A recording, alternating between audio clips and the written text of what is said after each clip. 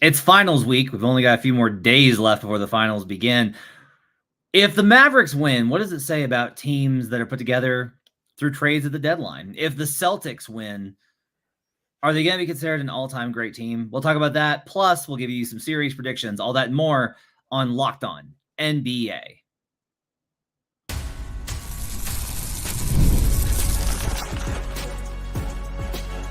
You are Locked On NBA, your daily NBA podcast. Part of the Locked On Podcast Network, your team every day. Welcome to Locked On NBA, your daily source for all things NBA from the Locked On Podcast Network, your team every day. Thanks for joining us and making us part of your day. Thanks for being an everydayer and hanging out with us Monday through Friday. We appreciate you joining us across all of our great shows with guys like Nick Angstadt representing Locked On Mavericks, who doesn't think the Boston Celtics have a very good defense, and John Corrales of Locked On Celtics, who doesn't think the Mavericks have a very good defense. Very entertaining listening to those two discuss the series on Sunday night's show. I'm excited to see those two go back and forth as the NBA Finals go on. Obviously, a lot of finals covers this week. We'll have you covered for all the NBA news that comes up. On today's show, we're going to talk about if the Mavericks win, what does it kind of say about team building from the perspective of in-season, as well as from the perspective of this is now 2 years in a row that we've had a seed lower than fourth make the NBA Finals. Are we in a new era from a parity perspective in the NBA? We'll also talk about the Boston Celtics and whether they should be considered an all-time great team if they win the title, and try and find some reasonable room to be able to adequately and fairly give the Celtics the credit they deserve for what's been a really incredible season. In the last segment, we'll give some finals predictions about who we think is going to win the series. You'll hear a lot of those this week, but hey, what else are we going to talk about? We got to give the finals predictions. Plus, I've got a little bit of an outside the box pick for finals MVP. We'll talk about that and more on today's show. I want to let you know that today's show is brought to you by FanDuel. Make every moment more. Right now, new customers get $150 in bonus bets with any winning $5 bet. That's $150 with any winning $5 bet. Just visit FanDuel.com/lockedon to get started. My name is Matt Moore. I'm the senior NBA writer for the Action Network, and I'm co-host of Locked On Nuggets, where the team that I cover for Locked On is going through existential crisis, as happens after you win a title and then lose a 7-game series. David Ramil's with me. He's co-host of Locked On Heat. You can catch him over there going through the offseason, as well as David's going to be talking to Alonzo Mourning, who very thankful had a procedure for prostate cancer and is cancer-free. Very glad to hear that, as Alonzo Mourning is my favorite player of all time, as you can see by the basketball that's signed behind me. But let's start here, David. The Dallas Mavericks are a 5th seed attempting to win the NBA title. That has never happened. Only one team has made the NBA Finals as a 5th seed, and that was the Miami Heat in the bubble. That's the only team that's ever made it as a 5th seed. If we look at all seeds that did not have home court in the first round, so 5th through 8th, you only have 5 total teams. You have 6 now with the Mavericks. You have one winner, a 6th seed has won the title. That was the 1995 Houston Rockets. That's right. 2 8 seeds have made it and lost, including last year's Miami Heat. This would be a pretty unprecedented win. Usually teams that get here and they are not the better team, they get found out in the NBA Finals. If the Mavericks were to win this, based off of the fact that they made these midseason trades to really improve them, would it kind of show conclusively, given that not only last year did the Heat make the finals, but the Los Angeles Lakers made the conference finals as a play-in tournament team, and we saw the Indiana Pacers as a 6th seed make the conference finals in the Eastern Conference this year, are we in an unprecedented era of parity? No, I don't think anything's conclusive yet. I think it's too early to tell that. But I do think that the tides are changing, and I think it's showing that you can build teams differently in different ways, and it could still lead to success. I know there's a concern following Miami's run to the finals, and I heard this from people. It was a lot of screaming about the sky falling and things of that sort, that, the concern was that they're going to show that the regular season doesn't matter. I think that was going way too far. I think, however, that you can have an approach to say 82 games is a long time, and you don't necessarily show your true mettle. At least historically, that has been the case. But you can still go through an 82 game season and then find a way. If you're a different kind of team, and when maybe the Mavericks are, maybe the Heat were, I mean, I'm not prepared to say that, but you can show something different in the playoffs that you did during the regular season. And I think you can also look at the fact that, there are injuries that affect your ability to notch a positive record during the regular season. Once those players theoretically get healthy, maybe they'll be available for the finals or the playoff run and things of that sort. So I don't think anything's conclusive. I just think that you can say, maybe we can look at the 82 game stretch and say, as much as we'd like to establish good habits, it doesn't have to be the end all be all defining point of what makes us a team, so long as we're able to do things a little different and continue to progress in a positive way leading up to the playoffs and throughout the playoffs. Like Eric Spoelstra made a good point about this past run, and I hadn't even considered this. The idea that last year the Heat got better with every series. Like they were able to withstand the loss of Jimmy Butler. When he got hurt against the New York Knicks, they were able to kind of take that on and then be able to take on the Boston Celtics, who were heavily favored in that matchup, and they were in a 3-0 deficit to start that series. And I'd never considered the idea that teams get better through every playoff, because you think about it, they get hurt, they get more beat up. The idea is that maybe they might actually get worse because, you have to deal with the longer regular season, now a long postseason, and you might be a worse team than you were when you started off the playoffs. But maybe that's not the case, and maybe teams are getting better and better. And if that's something that's changing over the course of what we've seen from NBA history, then maybe you will see more that the lower seeds might be able to get all the way to the NBA Finals. I just don't think there's anything conclusive just based on the last two runs. I think it's fair. I think when we kind of look at it, the bubble is such like a weird environment that you kind of have to treat it in its own kind of thing. Like I'm not putting an asterisk on it. I'm just saying because you don't have to travel and we don't have home court and we know the environment was different. Yeah. The 3 months in between, et cetera. Like I covered that team obviously going into the NBA Finals, and it was a very strange run. And a lot of people said, oh, that was a team built for this. They had to deal with a lot of challenges. And at the same time, you can't look at that as any kind of normal sample size that you can extrapolate over a course of a quote unquote regular NBA season. So I don't dismiss it, obviously, but I don't also use it as an indicator that a lower seed hasn't been able to get to the finals. The fact that it was the Miami Heat twice within a span of 3 years or 4 years, that I don't know that it really says all that much. Yeah, I think additionally, I do think there's probably something to be said for midseason changes if it fundamentally reshapes your team. And I think the trades for PJ Washington and Daniel Gafford, as well as getting the Mavericks healthy with Derek Lively, I think that was a huge part of it. And as much as I am a big proponent of March basketball is not real, that's the thing, is it's not real unless it is. And now it looks like, from a results standpoint, it definitely looks like it was, because the Mavericks were this great team, especially defensively, over the back half of the season. And that's carried through into the playoffs. Now, I do think that some of this is contextual. This is where I have a hard time, because I'm well, look, they face the Clippers without Kawhi. We talk about the Celtics missing all these, facing opponents, missing guys.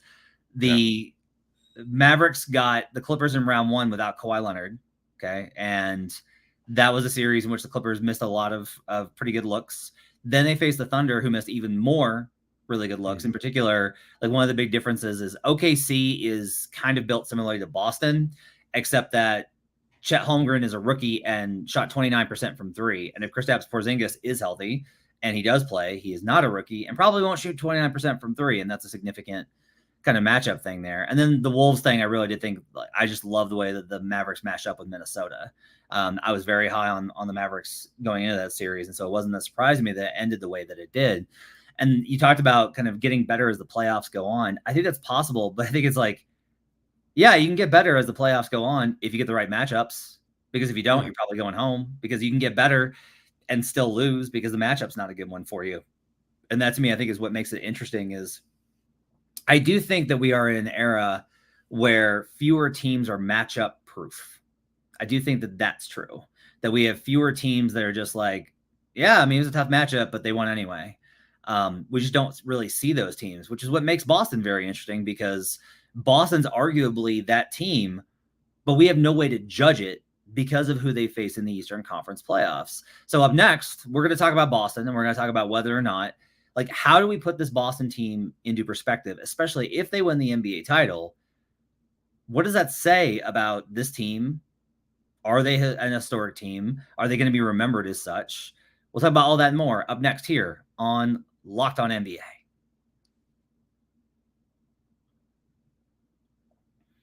It's winner take all time in the NBA and NHL, and FanDuel is giving you a shot to bring home a big win of your own. Right now, new customers get $150 in bonus bets with any winning $5 bet. That's $150 to bet on spreads, money lines, player props, and more. Jaylen Brown is like 6-1 or more to win Finals MVP. Kristaps Porzingis is 50-1 to win Finals MVP. If you like the Dallas Mavericks, you can get Luka at plus 200 in some places. So you can find lots of ways to bet the series. You can bet game one and series, by the way, the winner. If you're actually at home, if you're at home and you win game one, you win the series and the finals about 78% of the time. If you say, well, what if you're on the road? Those teams are only 8-10, surprisingly, in the series. So even if Dallas wins game one, it's far from a lock that they'll win that series. You get $150 to bet on spreads, money lines, player props, and more at FanDuel. Visit FanDuel.com/lockedon and make every playoff shot count. FanDuel, America's #1 sportsbook. We'll be right back on Locked On NBA. Second segment here on Locked On NBA. Thanks for joining us. Matt Moore alongside David Ramil. So, David, the Boston Celtics are here. They've made the finals. And they're here with one of the best net ratings in NBA history for the regular season. They're here with one of the best net ratings in playoff history. They're here with one of the best SRS, which factors in strength of schedule. They look very much the part. They've only lost twice in these playoffs. They have a chance to finish these playoffs with like something along the lines of 16-4 if they were to win in 6, which would be what Denver did last year. So there's all these kinds of elements that go into play here for Boston looking like a finals legendary team. And yet no one really feels like that. Like the consensus is that, and there's a very strong pushback, which is like, well, they're not that good. Like they're just not that good. I don't believe in this team. They're not that good. Okay. But if they win the title,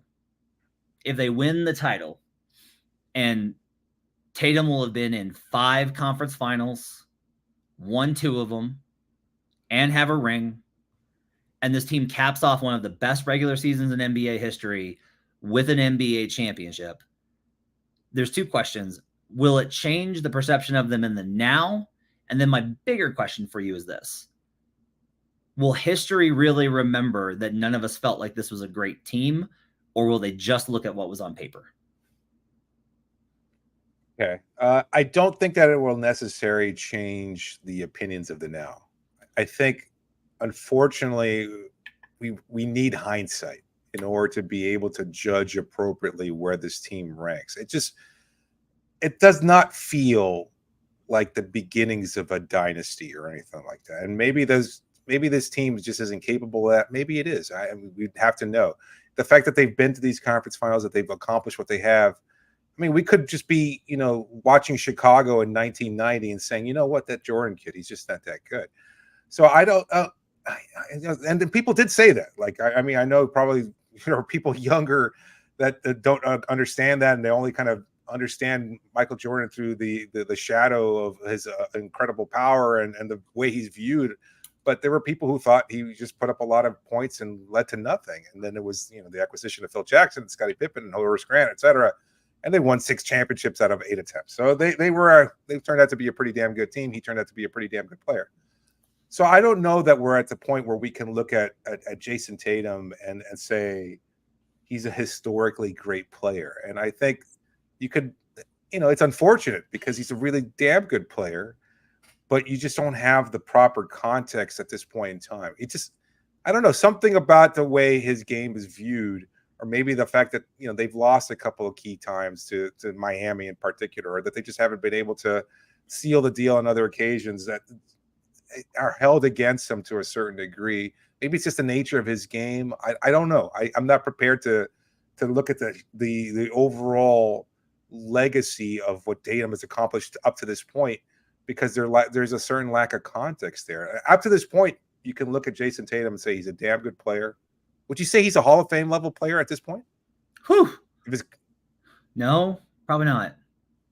That's a big question though, right? Like how can you view a team that's in the NBA Finals and call them an all-time team, and at the same time, I don't know that they have a Hall of Famer on there. Maybe your most likely case is Al Horford because of what he accomplished at the collegiate level. Like, does Drew get in? Porzingis doesn't. As good as he's been this year as a fourth option on that team. Like Derek White is a good player.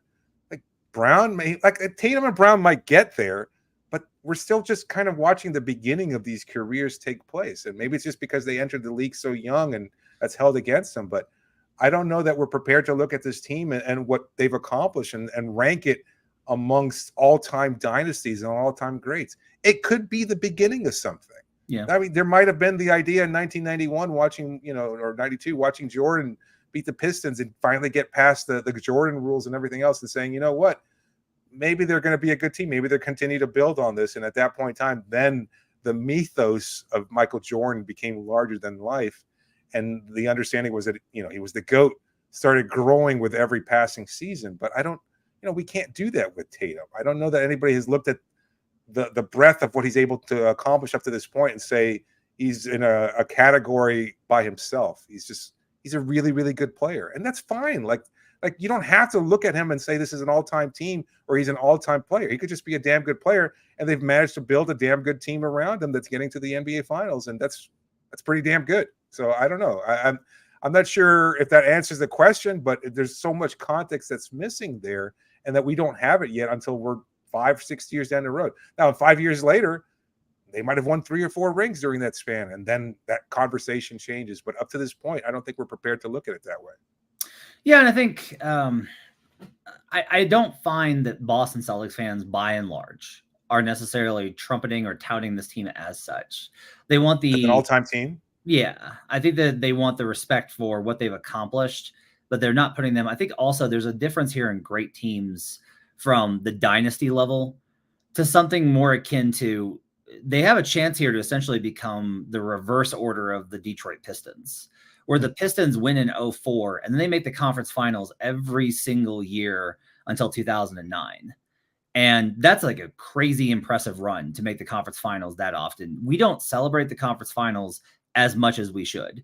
It drives me nuts that we, in a single elimination tournament, if you make a Final Four, you can get your coach an extension for 10 years. And the NBA, if you make 5 Final Fours, quote, they haven't won anything. That's Do you crazy. view that team as an all-time team? I don't view that team as an all-time team. I view it as, Neither do I. But I do view it as a great team. Yeah. I think it qualifies because, like, look, I'll say this. The Toronto Raptors in 2019 won the NBA title. Not a great team. Like, not a great team. I think we can go back, and if we're able to get past the Warriors LeBron era, like even honestly, like the 2016 like Cavaliers team, not a great team. Greatest comeback of all time. Team-wise, not a great team. 2016 Cavs. Yeah. 2016 Cavs, right? Like there are these teams that kind of pop in there from time to time as like one-offs that are like great teams.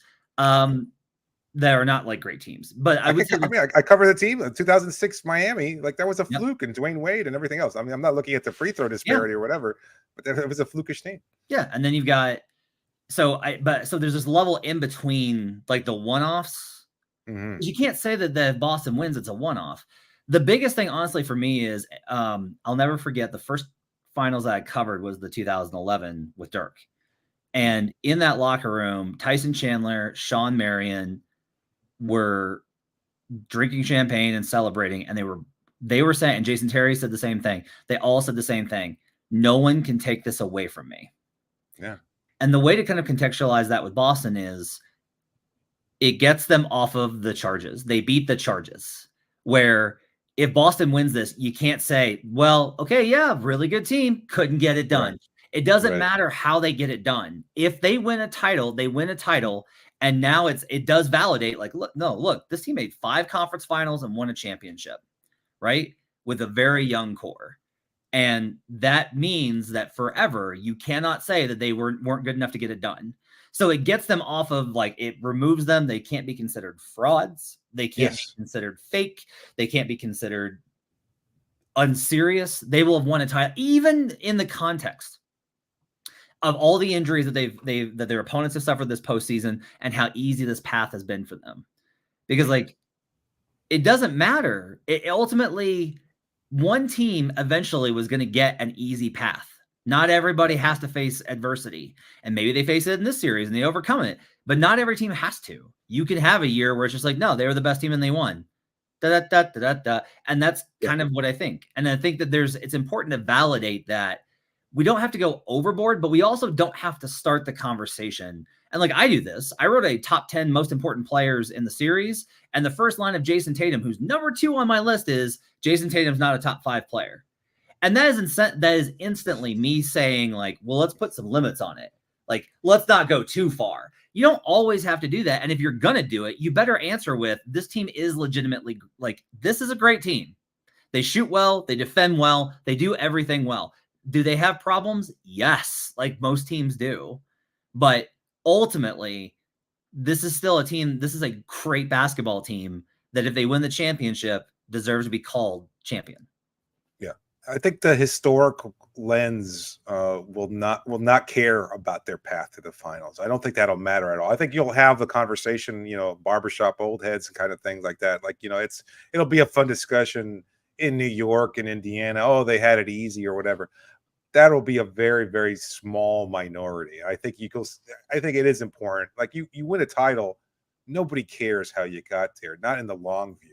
Especially if it's the culmination of something. Like, we've seen this team get to the point. You bring up a very good point. Like, the doubts that they've had about the Celtics, the things that have made them, like, even members of their own fan base, be concerned about whether or not they can get over that hump. If you can get this done, you've answered those questions. Nobody can take it away from you. That's a really well, it's a good point.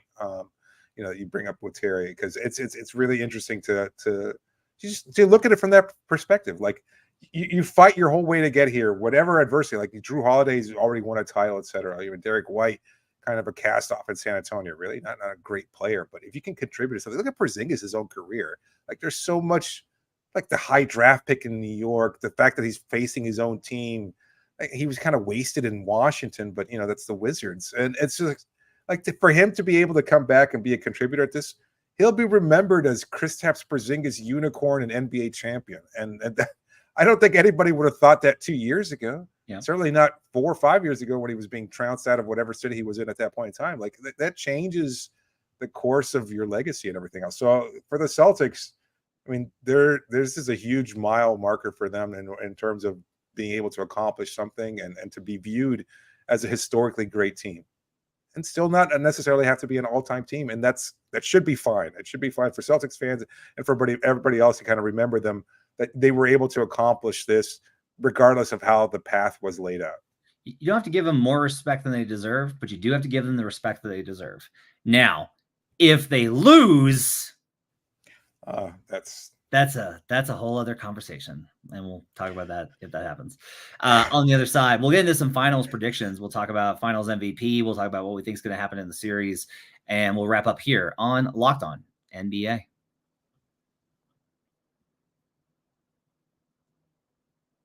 Today's show is brought to you by BetterHelp.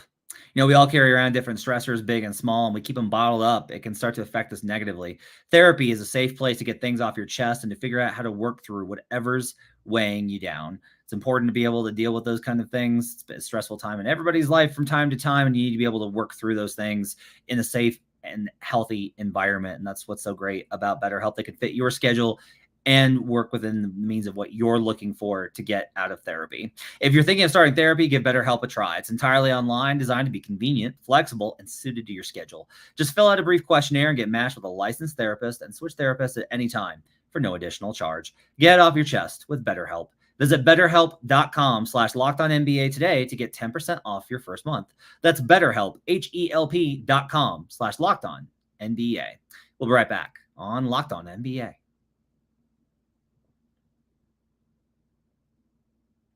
Final segment here on Locked On NBA. Thanks for joining us. Matt Moore and David Ramil. Tomorrow, you should have John Corrales and Jake Madison before John get started with coverage of the finals later this week in game 1 on Thursday. On, let's see, that would be Thursday's show. You can catch Nick Engstadt along with Pat the Designer. And on Friday's show, Wes Goldberg and Adam Mares. Make sure to keep it here all week long for more coverage of the NBA finals, as well as all the drama that will surely unfold in the offseason. It's David, I will just say it's very funny to me that like no one's, this is not allowed. You can't be, is tampering. Can't be. Yeah. Like there are numbers just already going around. Like Nick Claxton's going to get 20 mil plus from the Nets. Like that's going to happen. Like that's just going to be a thing that happens. I'm pretty confident in. It's just really funny how the offseason works. But let's talk about the finals. All right. Let's do the basic stuff up front. What's your pick in team in how many games? Who's winning the finals and how many games?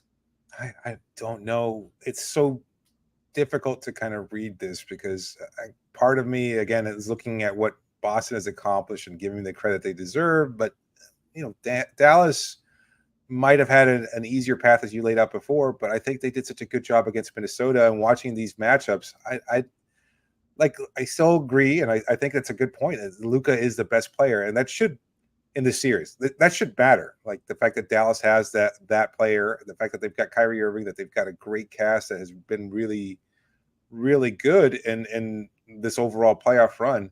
But I look at what Boston has been able to do over the course of the season, and given everything that's led up to this point, and we're talking about the fact that they've been in the finals before, that they've been in the conference finals a number of times, and this could be their year.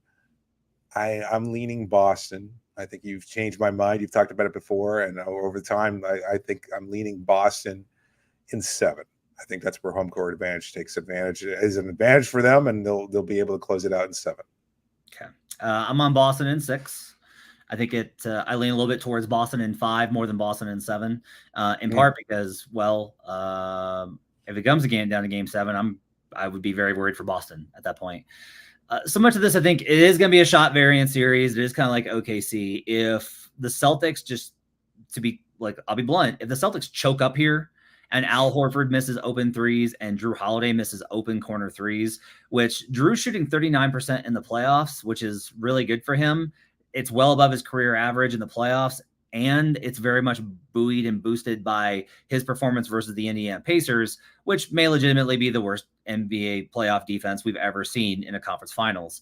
So that said, like if Drew goes back, like if you remember those Bucks series, Drew would have some real clunkers. If he misses open threes, if Horford misses open threes, if White misses open threes, if Tatum misses a bunch of threes, it's going to get bad. The Mavericks' entire thing is we're not going to let you in the paint. No paint. We shut down the paint with Lively and Gafford, and we're going to clog it, and then you're going to have to shoot stilted threes. And the Celtics are like, cool, that's all we do anyway. We don't care about the rim. Yeah. We don't try and get there at all.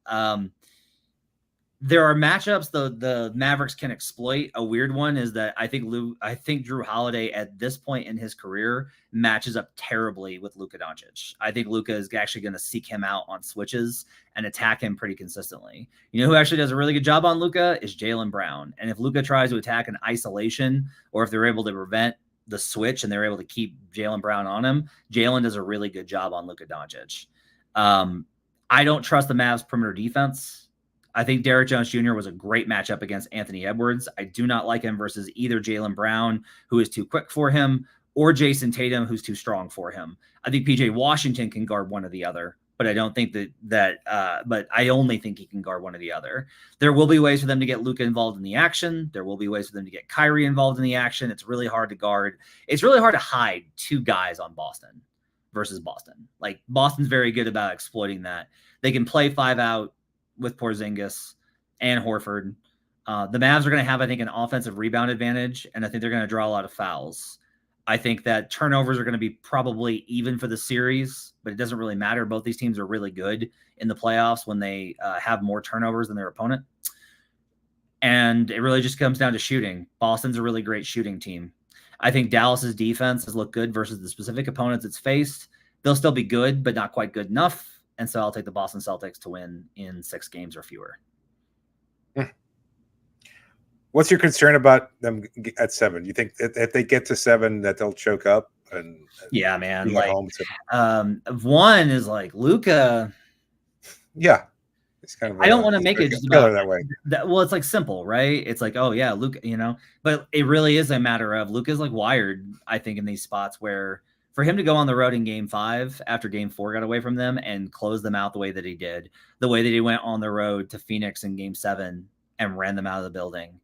I think if it gets tight, I do. Now, the clutch stuff is a little bit different, where Boston's been better at the clutch stuff, but everyone's like, you haven't played anybody, it doesn't really count. And I'm like, well, okay, but they at least know how to do it better than they did. I think it's tough, but I will get more concerned for the Celtics. If the Celtics are going to win the series, it needs to either be it's not going to be a sweep because Boston never sweeps anyone except Indiana without Tyrese Halliburton. It needs to be a short series, or even like if you say like, well, is 6 a short series? I would say it can feel like a short series. Yeah. Like if Boston's up 3-2 and it's like, yeah, I think they probably got this, but they also better come out and put the hammer down. Dallas hasn't been very good at home as part of my equation here is that Dallas has been great on the road. Boston's been a little bit shaky at home too. So that's kind of an interesting twist here. But ultimately, I just feel like the Celtics have their top 6 guys are all great weapons. The Mavericks have 2 great weapons, and then I think Lively is a great weapon. PJ Washington can be; he'll probably have a game. But I like the matchup, and really, when you look back historically, this would be such an outlier against every historical marker, and that doesn't mean it can't happen. But it would. I have to look at that going into the series. No player with Luka's level of usage has ever won an NBA championship. No player with a top 40 all-time usage rate has won the NBA championship.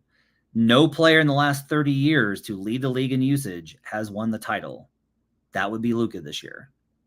And he plays differently than he did at the beginning of the year. He's got a little bit of a lower usage. It is funny because people are like, well, it's a lot lower now. I'm like, yeah, it's down from 34% to 31%. Huge drop. Still wild how much he has the ball. And so you combine that with how rarely the only team I think that has beaten a number 1 seed, if it's not a top 3 seed, is the 1969 Boston Celtics and the 1995 Houston Rockets. The 69 Celtics, which was, I don't know if you know this, but that was 55 years ago, beat the number 1 seed Lakers in game 7, by the way. And then the Rockets swept Shaq's Magic in 95.